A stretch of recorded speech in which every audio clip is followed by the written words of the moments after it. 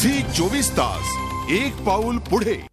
हवाई सुंदरी प्रशिक्षण योजना नावाचं एक स्वप्न 3 वर्षांपूर्वी सरकारनं आदिवासी मुलींना दाखवलं। ही योजना सपशेल आपटली। एकाही मुलीला हवाई सुंदरीची नोकरी मिळाली नाही। हा अनुभव गाठीशी असताना देखील सरकार पुन्हा तोच घाट नव्यानं घालणार आहे। पुन्हा एकदा हवाई सुंदरी प्रशिक्षण योजनेचं स्वप्न दाखवण्यात येत आहे, पण यावेळी आदिवासी संघटनांचाच या योजनेला विरोध आहे।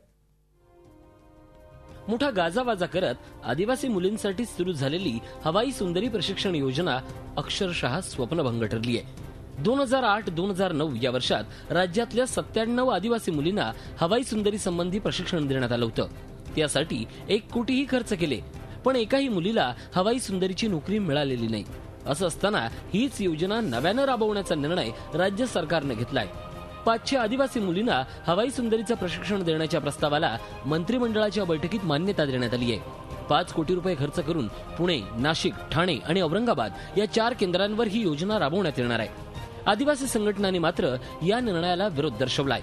यातून आदिवासींच्या कल्याणाऐवजी इतरांच्याच दुकानदारीसाठी हा घाट घातला जात असल्याचा त्यांचा आरोप आहे। जे आधी बॅकलॉग आहे तो भरण्यासाठी प्रशिक्षण द्या। शासकीय सेवांमध्ये जी पदं भरायची आहेत ते भरण्यासाठी प्रशिक्षण द्या। ते न करता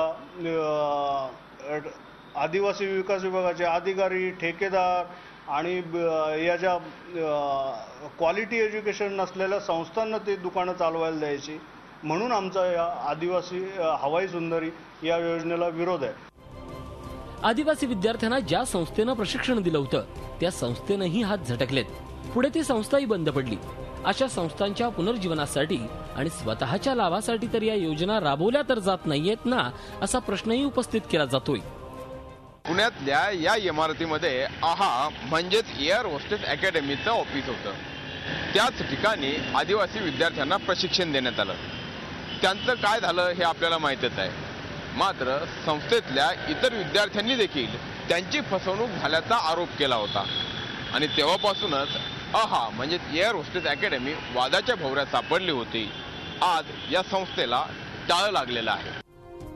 आदिवासी विद्यार्थ्यांना ज्या क्षेत्रात रोजगार आणि विकासाच्या संधी उपलब्ध आहेत त्यावर सरकारचा पैसा खर्च व्हायला हवा। वसतिगृह, परीक्षा मार्गदर्शन केंद्र या ठिकाणी आदिवासी विद्यार्थ्यांचे अक्षरशः हाल होत आहेत आणि आदिवासींना भरारी घेण्यासाठी खोटं आभाळ दाखवण्याचं काम सरकार दरबारी सुरू आहे। झी 24 ताससाठी अरुण मेहत्रे, पुणे। झी 24 तास एक पाऊल पुढे।